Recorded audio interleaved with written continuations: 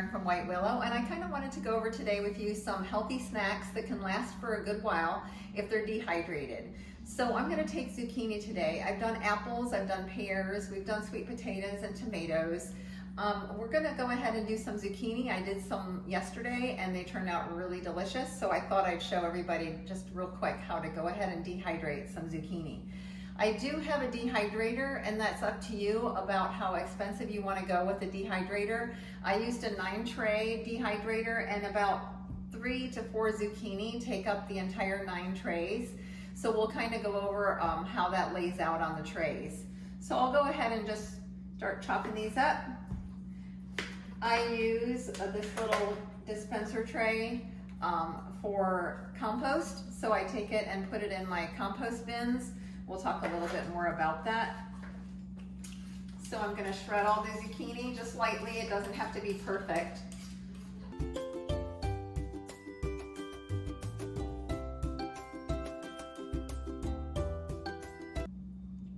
Okay, so now we have our zucchini peeled. I did purchase these zucchini. I have some growing in the garden, but they're not quite big enough yet, or do I have enough of them to go ahead and make these snacks? I would suggest that when you find something on sale, buy a lot of them, and then you can either can them or you can go ahead and dehydrate them. So you have options of doing something with the food that you're purchasing at a lower cost, because within a couple weeks it's probably going to go up again. So I'm going to go ahead and slice these relatively thin. You can use a food processor, and I have done that with the apples when I dehydrated the apples, and I went ahead and left the seeds in. I just took the stem out and the hard part at the end of each apple, and then I sliced it up in the food processor relatively thin, and I made those with some cinnamon sugar on the top of them, and they were delicious. So these are going to be sliced anywhere from this thin to a little thinner, depending on your taste. The ones I did yesterday turned out perfect. I was a little worried about zucchini because it holds in a lot of water, but they really turned out great. So I'm going to go ahead and chop these up, and then we'll get ready to put them on the dehydrator.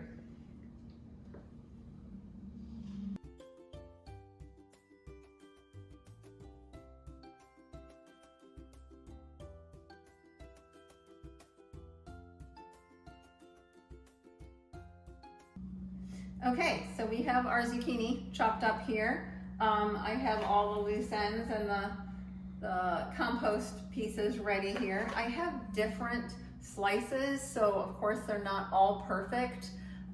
So you can see that some of them are actually like a piece of it, and they will all do the same thing. They'll dehydrate. What I tend to do is put the bigger, thicker slices around the edges, and that seems to make them a little more evenly on the tray.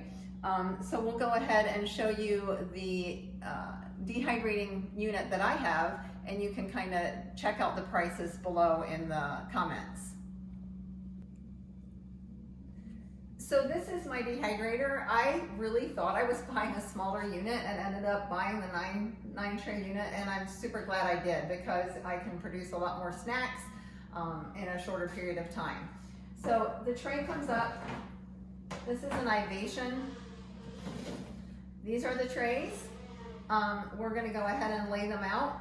I do have some different matting that we can go over on a different video that has an edge on it, and it's solid, that if you want to make fruit snacks, or what they call leather snacks now, leather fruit snacks, they're great for that as well. But it has little arrows on how you put it in here and how you take it out. I just go ahead and fill up my sink and just stick them in the water when I go to wash them, and the food anything that's on there comes off very easily, and then I just dry them individually and then put them back in the dehydrator. So let's go ahead and take a look at how we line these up. So I'm going to go ahead and just take the circles and just lay them out here on the trays. Again, I try to put the thicker ones around the edges, and anything thinner like this that might not have been a complete cut in the middle. I don't know if that really helps at all, but it's the way I do it. So these again are thinner, and they'll go in the middle. I don't season these individually. I kind of season them as a tray. I am using this Publix brand Parmesan flavored. It's just a delicious little seasoning. It kind of makes it taste like a little pizza. So I went ahead and bought that a few weeks ago and decided I would try it on the zucchini.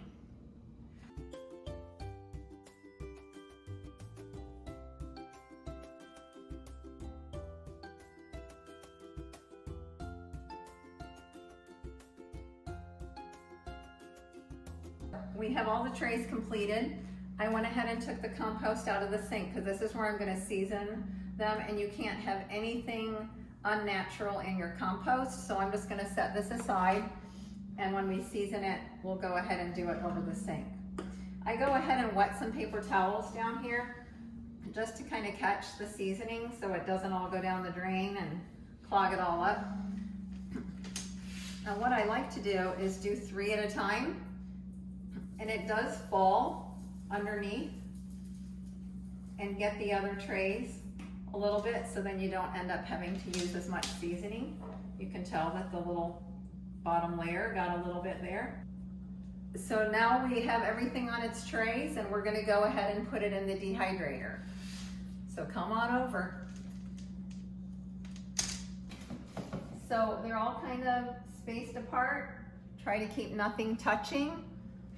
If they are, just scoot them apart before you enter them into the machine.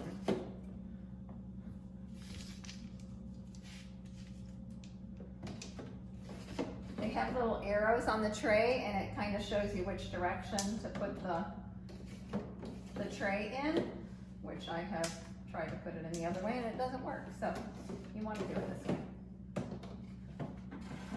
So everything's in there. I kind of make sure they're flat before I put the door on. I slide the door on. I'm going to go ahead and turn it on. It's going to default to 10 minutes, and the temperature is going to default to 158 degrees Fahrenheit. I go ahead back to the time, and I'm going to increase that to 14. So these will be ready in the morning. It goes up 30 minutes every time you hit the button, it goes up 30 minutes. So then when you put the temperature, I don't want it to be at 158, but I do want it to be at 149. The recommendations are around 135 to 140, but I find that this works perfectly. So here we go. We'll see you in the morning. So here we are with the finished product. These are delicious, and you can dehydrate them to the texture that you like, and you can cut them as thick as you want. So know that they're going to take longer if you want them to be crispy, if you have them thicker, but if they're thinner, then you can go ahead and have them to be like literally like a little snap. So they literally are delicious, really good, and they're crunchy, so they're kind of like a potato chip. You go ahead and put them in the jar. You put the little moisture absorber there, and then you label the top of your lid. Now these are good, sealed just like they are, but they can last a year or so on your shelf. So you can keep these, and every time you make them or every time you go to the store, you can buy cheap or inexpensive or on sale fruit and vegetables, and you can go ahead and dehydrate them.